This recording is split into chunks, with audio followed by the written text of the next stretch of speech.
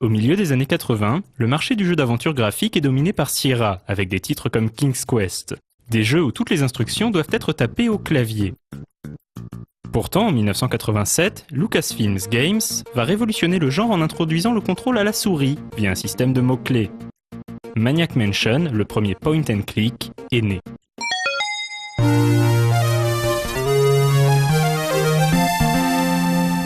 Fondé en 1982 pour garantir un certain contrôle sur les jeux vidéo adaptés de la licence Star Wars, Lucasfilm Games commença très tôt à développer des titres originaux comme Ball Blazer, Rescue on Fractalus ou The Eidolon, qui connaîtront un succès d'estime.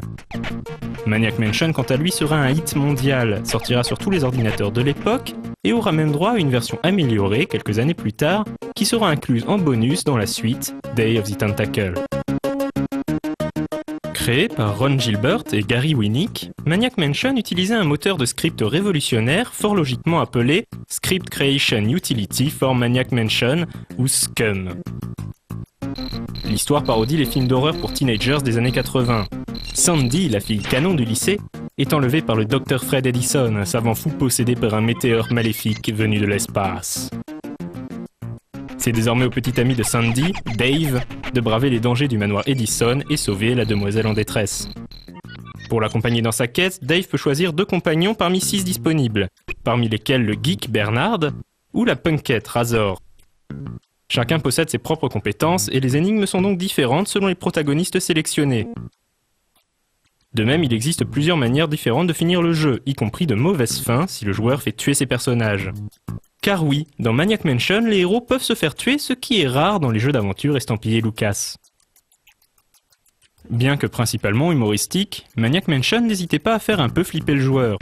Les habitants tordus du manoir se déplaçaient entre les pièces régulièrement, ce qui obligeait le joueur à cacher ses personnages pour ne pas se faire attraper par Edna, l'infirmière nymphomane, Ed, le fiston paramilitaire, ou encore les tentacules mutantes et parlantes du Dr Fred.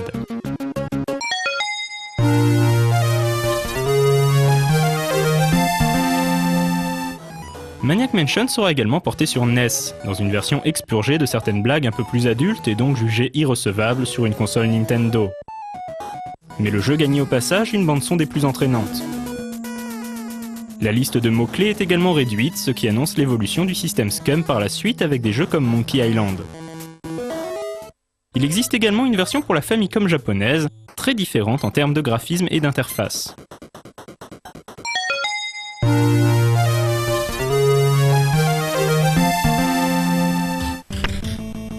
Deuxième jeu à utiliser le moteur SCUM, Zack McCracken est un titre moins connu, mais tout aussi culte que Maniac Mansion, dont il est du reste très proche graphiquement.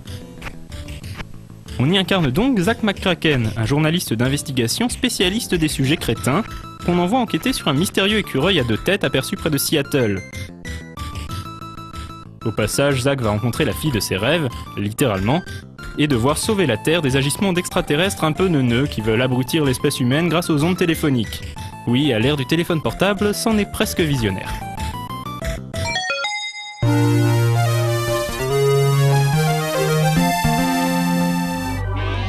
Il faudra attendre 6 ans pour que Lucasfilm Games, devenu entre-temps LucasArts, ne donne une suite à Maniac Mansion. Ron Gilbert et Gary Winnick, bien que toujours présents en tant qu'auteurs, laissent les rênes du jeu à Tim Schafer et Dave Grossman pour cette séquelle, le fameux Day of the Tentacle.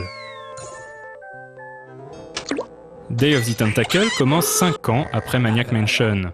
L'une des créatures mutantes créées par le Dr Fred, la tentacule pourpre, a ingurgité un liquide radioactif qui l'a rendue hyper intelligente et mégalomane.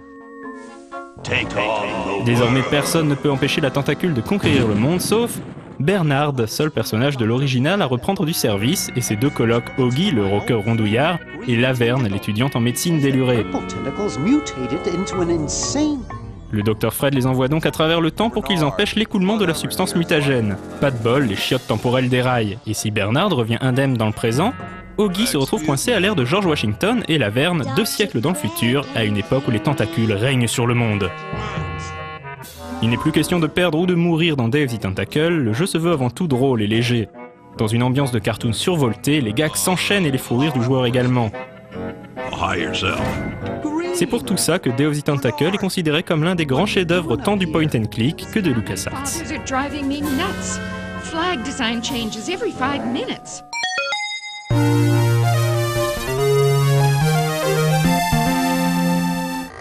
Maniac Mansion n'aura pas d'autre suite, mais aura marqué durablement l'histoire du jeu vidéo. Le jeu sera même adapté en une série télé de 1990 à 1993, qui reste inédite en France. Du côté des créateurs, Ron Gilbert créera la série des Monkey Island avant de quitter LucasArts pour se lancer dans le jeu ludo-éducatif. Il a récemment refait surface avec le jeu adapté de Penny Arcade. Tim Schafer sera le créateur de Full Throttle, Grim Fandango ou Psychonauts.